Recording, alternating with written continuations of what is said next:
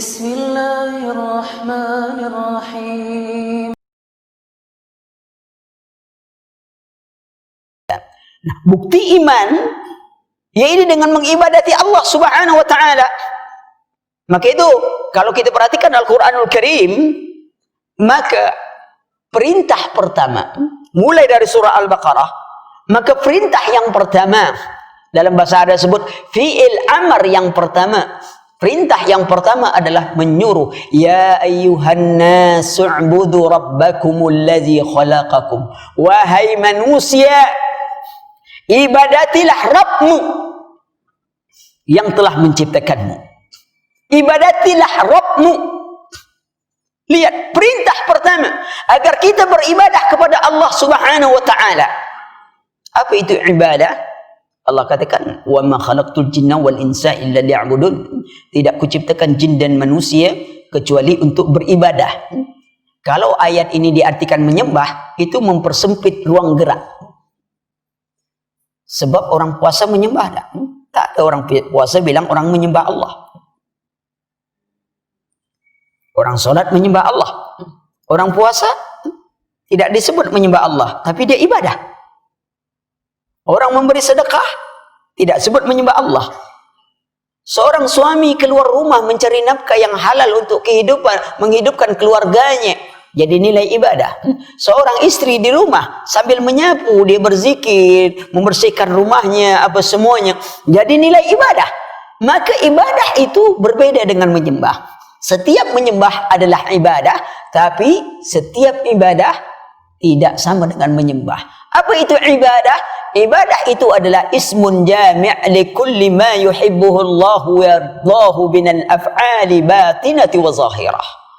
Ibadah itu adalah suatu kata yang meliputi segala sesuatu yang dicintai dan diredoi. Yang dicintai adalah yang ikhlas dan diredoi adalah yang mutaba'ah.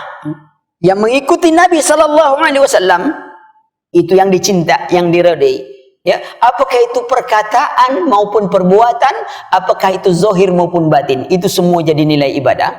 Sekarang kita berjalan sampai kemari, nuntut ilmu jadi nilai ibadah. Duduk di majelis taklim, kata ulama, lebih utama dari 60 rakaat solat sunat. Jangan berarti sudah duduk majelis taklim tak solat sunat lagi. Ini salah paham lagi nanti, ya. Seperti orang sakit, tabasumuka li akhika laka sadaqah.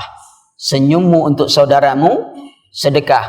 Jadi setiap orang minta sedekah tak pernah kasih uang, cukup kasih senyum saja. Akhirnya yang tukang minta sedekah tak pernah senyum sama sekali, karena sudah banyak dapat senyuman.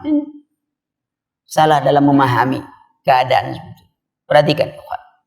Jadi buktikan dengan ibadah kepada Allah. Karena itu tujuan penciptaan manusia. Wa ma khalaqtul jinna wal insa illa liya'budun. Tidak kuciptakan jin dan manusia kecuali untuk beribadah kepadaku. Untuk beribadah kepadaku. Kalau kita yakin Allah menghidupkan, Allah mematikan, Allah menguasai urusan kita, semuanya adalah dari Allah Subhanahu wa taala dan kepada Allah, maka kewajiban kita mengibadati Allah.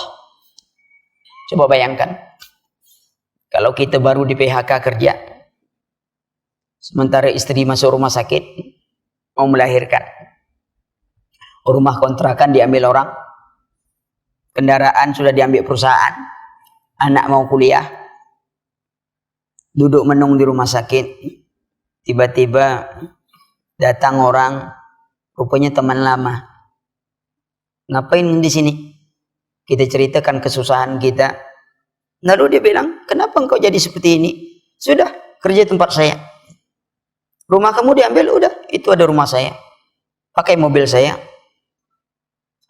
Nanti biaya pengobatan saya yang nanggung. Kuliah anakmu nanti masuk, pakai biaya saya. Setelah kita tahu dia menolong kita, tentu masuk nomor HP-nya nomornya kita, namanya Tuan Penolong. Sudah jadi Tuan Penolong. Suatu ketika, malam hari hujan, berdering telepon, kita tengok nama Tuan Penolong. Jam 2 malam, angin ribut, dia nelpon, istri kita bilang, Mas, dari siapa? Malam-malam nelpon. Suaminya bilang, "Dek, Tuan penolong." Istri terdiam. Karena orang kalau sudah utang budi, itu susah ngomong. Istri terdiam. Ngapa mas? Dia minta ada atap rumahnya yang rusak. Kira-kira istri kita melarang kita pergi atau nyuruh kita pergi?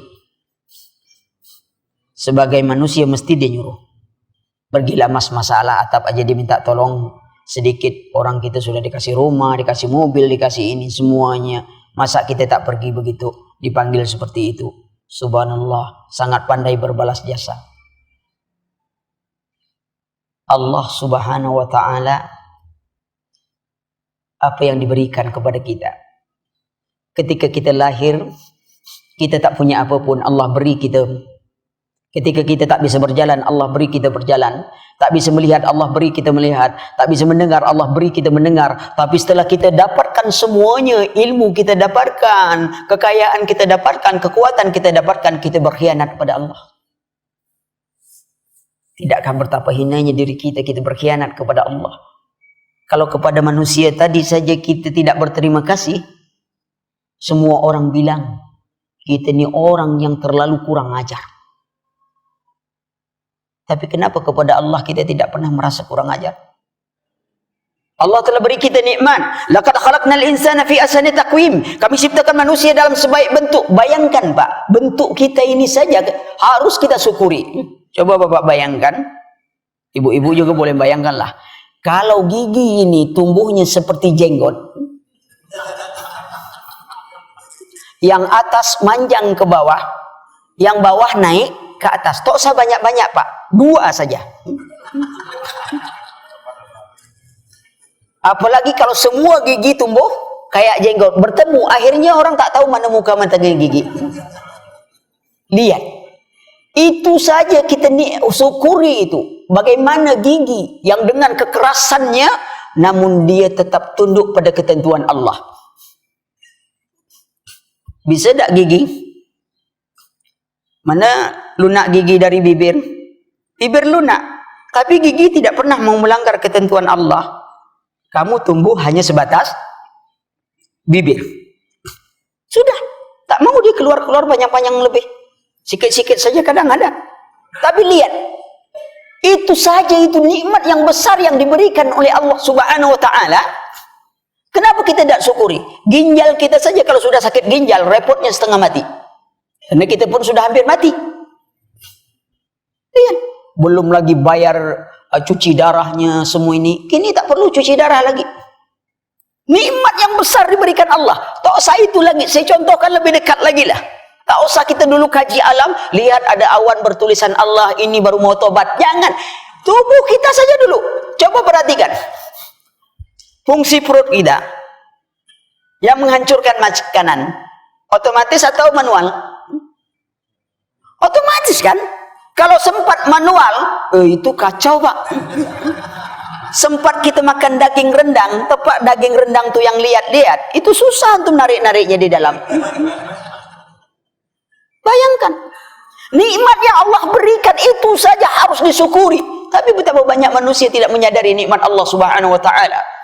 Maka wajar kalau Allah katakan kepada mereka, laqad khalaqnal insana fi ahsani taqwim, kami ciptakan manusia dalam sebaik-baik bentuk, wa ja'ala lakumus sam'a wal absar wal afidah, kami berikan mereka pendengaran, penglihatan, pendengaran dan hati, tapi mereka tidak mensyukuri kata Allah subhanahu wa ta'ala. Summa radadnahu asfala safilin, kami turunkan derajat mereka pada derajat yang paling hina, derajat yang rendah. Walaqad zara'nal jahannam katsiran minal jinni wal insi lahum qulubun la yafqahuna biha wa lahum a'yunun la yubsiruna biha wa lahum a'zanun la yasma'una biha ulaika kal an'ami bal hum adall ulaika humul ghafilun. Kami penuhkanlah isi neraka jahannam dari golongan jin dan manusia. Lahum qulubun la yafqahuna biha, mereka punya hati tidak memahami ayat Allah, mereka punya pendengaran tidak mendengarkan ayat Allah, mereka punya penglihatan tidak melihat keagungan kebesaran Allah. Ulaika kal an'ami bal hum adall, mereka lebih hina, mereka seperti binatang, bahkan mereka lebih hina dari seekor binatang. Ulaika humul khasirun, mereka lah orang-orang yang merugi. Kita jangan menjadi orang yang merugi.